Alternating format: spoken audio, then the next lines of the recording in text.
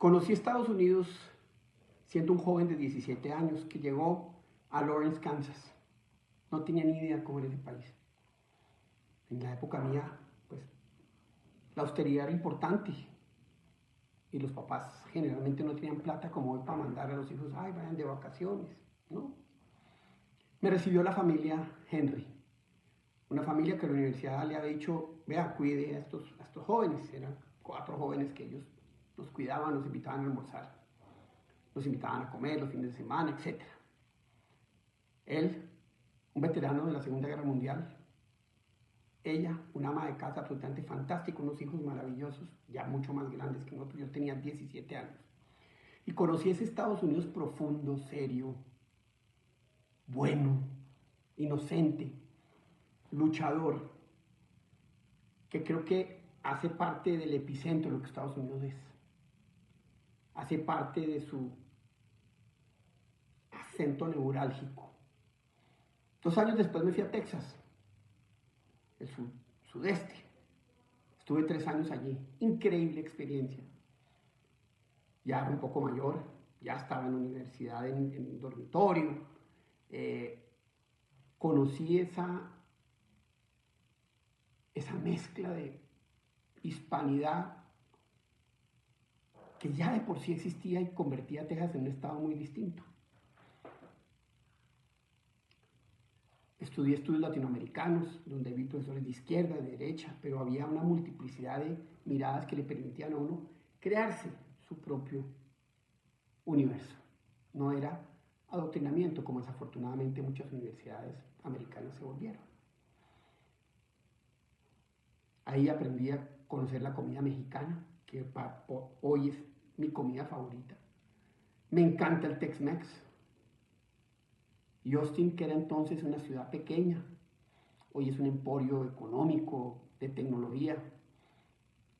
Me dejó ver otro aspecto increíble de los americanos en esa zona, mucho más aventureros, mucho más abiertos, mucho más agresivos, mucho más confiados en sí mismos, con una mirada más amplia. Después de que Pablo Escobar me secuestró, la Universidad de Harvard me invitó a hacer un fellowship en la Nieman para periodistas. Ahí conocí el Northwest, conocí el epicentro liberal. Fui durante un año a las clases más increíbles en la Universidad de Harvard, donde nuevamente existía toda esa apertura increíble que era fundamental para mirar un mundo complejo. Y ahí vi la sofisticación, ahí vi la historia, ahí vi otro Estados Unidos, mucho más elitista, mucho más liberal, mucho más de izquierda, pero también igualmente abierto. Un poco con una mirada excluyente de otras partes de Estados Unidos, tengo que decirlo, pero con una apertura a las ideas absoluta. Esto fue en el año 1990. La primera vez fue en el 79, Kansas, 81, Texas, 1991, Austin, recién salido del secuestro, un año. Soy un gran admirador de Estados Unidos, con todos sus errores, pero un gran admirador por lo que representa. Porque la idea de la libertad, tan importante para mí después de mi secuestro, que ese ha sido el epicentro de mi vida, es la esencia de lo que Estados Unidos es.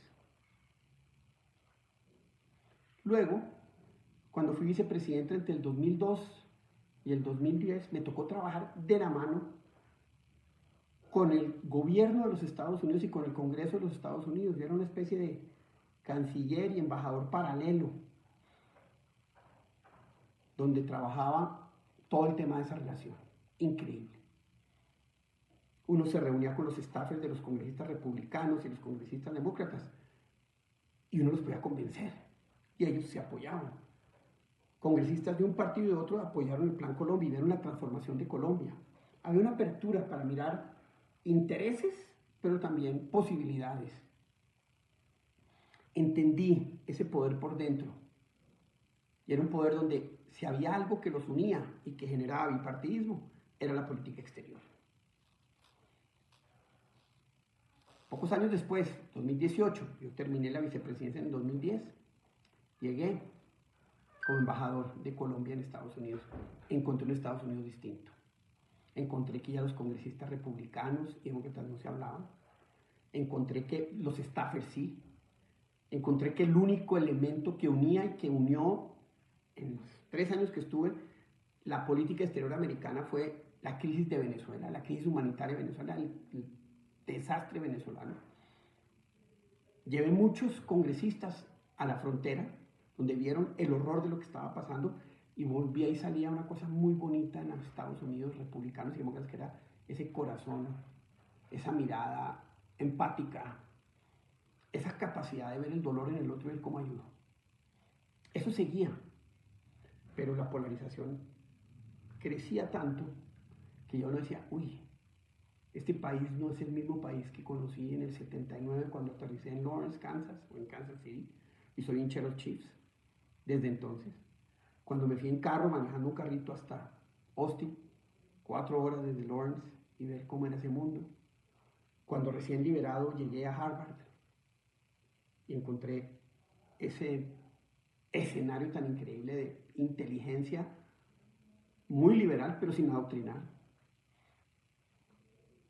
Cuando llegué como embajador muchas veces, yo creo que fui 50, 60 veces a Estados Unidos a ese trabajo como vicepresidente, perdón, y vi un Estados Unidos que tenía una mirada de poder, una mirada de empatía, una mirada de libertad, donde la política exterior los juntaba.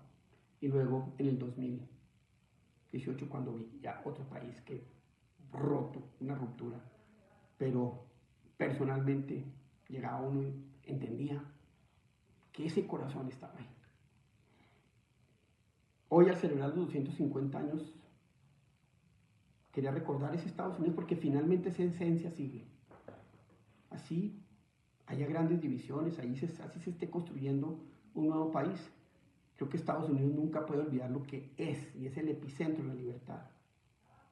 Y hoy, cuando se celebran los 250 años, ese epicentro de la libertad puede ser definitivo en América Latina cuando hagan regresar la libertad a Venezuela, la libertad a Cuba y la libertad a Nicaragua, y creen todo un nuevo modelo de relacionamiento donde esas dictaduras jamás puedan volver a ser posibles. Si Estados Unidos logra eso, la llama de la libertad en América Latina, su región socia, su región próxima, es lo que va a generar el futuro de las siguientes generaciones y las va a hacer grandes, allá y acá, las va a hacer poderosas, allá y acá, las va a hacer estables, allá y acá, las va a hacer ricas, allá y acá, y las va a hacer integradas, que es lo que Estados Unidos, Canadá, México, hasta la Tierra del Fuego, debería haber sido y debe ser. Por eso recordar ese Estados Unidos es tan importante, porque ese corazón aún vive.